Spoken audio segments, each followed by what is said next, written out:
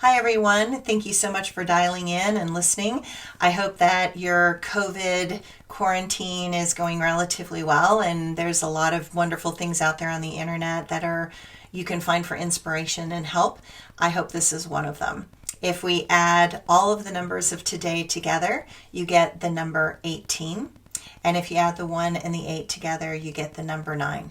So, okay, the number 9 is about mysticism and magic and intuition and subtlety and all of those things that are feminine, the right brain, art, and really learning to listen to that gut instinct. I think the masculine aspect of God talks to us through our mind, and I think the feminine aspect of God talks to us through our gut.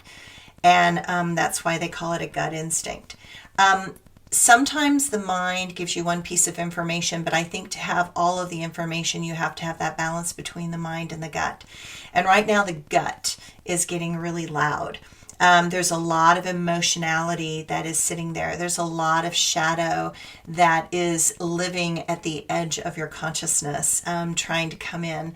And today would be a great day for you to pay attention to that. So we are coming into a place where feelings carry more weight than normal, and your intuition is really calling you to pay attention. I know that so much is going on right now that you might feel like your plate is so full, and it's as if it's all you can do to keep up. But then there's this niggling sensation happening in your mind body, a scratching of your consciousness that is trying to get your attention. Something is stalking about your inner self. I like to think of this as the shadow power animals that are inside of us. And you know, they always lurk at the edge between light and shadow. And so you can see glowing eyes in the darkness staring at you. Something is wanting to get your attention. It is time. It is now. And it is all you. I just saw the cat streaking by. And it can be wonderful. So there goes my shadow power animal right there, my black cat, as it goes past. And so, you know, this sensation is trying to get you to notice that you're missing a part of yourself, and that shadow power animal is not a bad thing. It's actually a really beautiful, positive thing if you let it in a conscious, safe, constructive way. Okay, the astrology today.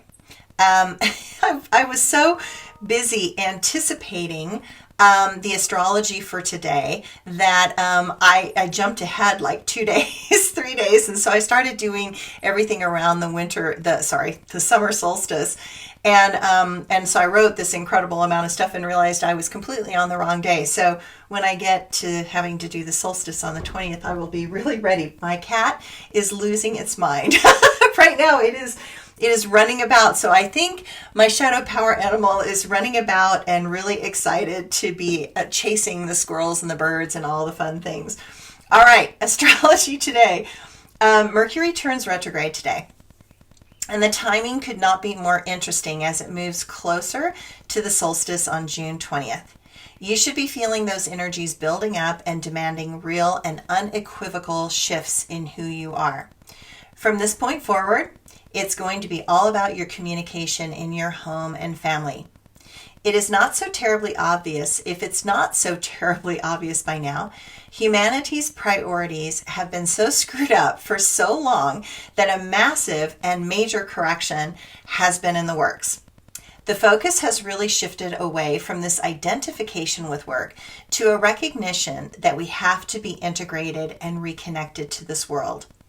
Home and family have been a necessary focus for the past many months, and after the shock of that radical shift, you might finally be getting the hang of it and realizing that in struggling to make your work the center of your happiness, now you see that not only will it never make you fully happy, but you will see that it as a means to an end, not the end in of itself.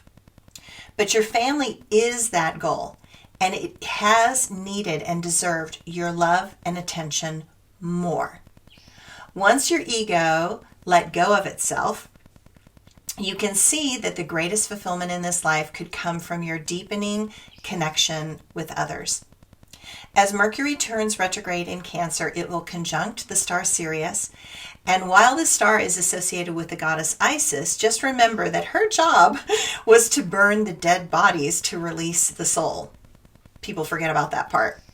Much like the Aleister Crowley Thoth Tarot deck card, Death. Clearly, much is dying away. And there is a force of divine energy that is burning away the old, dying, and decaying bodies and freeing the spirits that are now inspiring us to make the monumental changes that are required. Common sense is attempting to rule the day with this Taurus moon.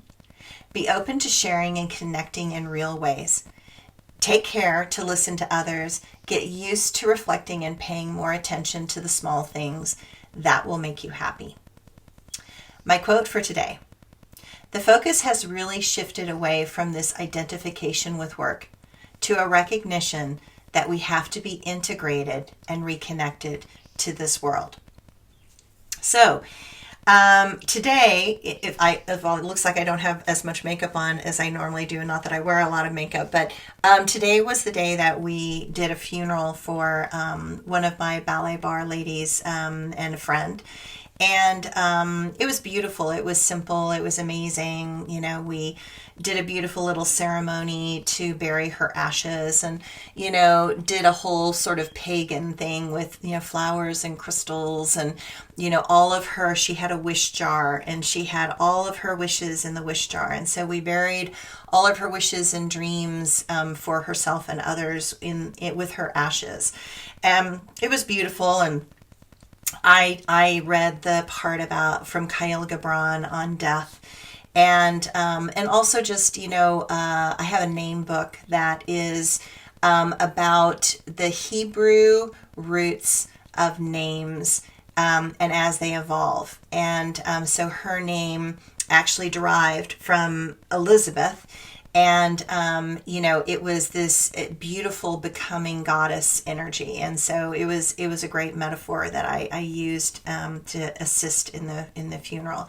And so then afterwards we all hung out after we'd cried, and we all hung out and we talked about life and connection with people. And, you know, you don't realize that you have a short period of time with some people and how beautiful it is to have those connections with people. And so don't take people in your life for granted, because they could be gone tomorrow. You know, they absolutely could be gone tomorrow. And don't wait, you know, in your life to do the things that will promote healing in your body. It's like, I like to think of it like, you know, there's no point for us to be caught in so much pain and suffering.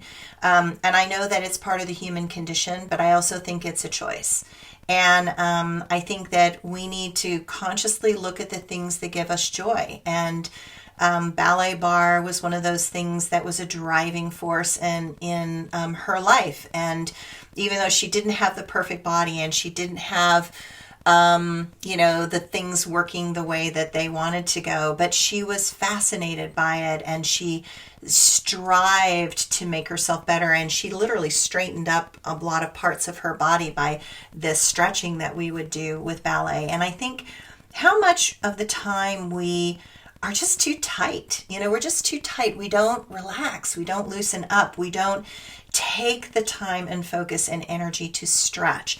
And it's no wonder that we get all clogged up and we get all tight and we get all stuck, because we're tight. Our body is tight and we don't know how to have fun and let go and enjoy and be spontaneous. And our mind, you know, keeps locking us up when our body needs to move. And so, you know, I look at this and I go, okay, ladies, turn on some music and vacuum clean and dance. I mean, like, why not? I mean, stop worrying about what everybody else thinks. You know, stop worrying about the things that you can't change and embrace everything that you are. And you men the same way. You know, it's like, you know, you need to run. You need to move that testosterone. You need to do something besides, you know, move it through sex or move it through your head, you know, and use that energy and challenge yourself and overcome the stereotypes that our culture has given to men and women.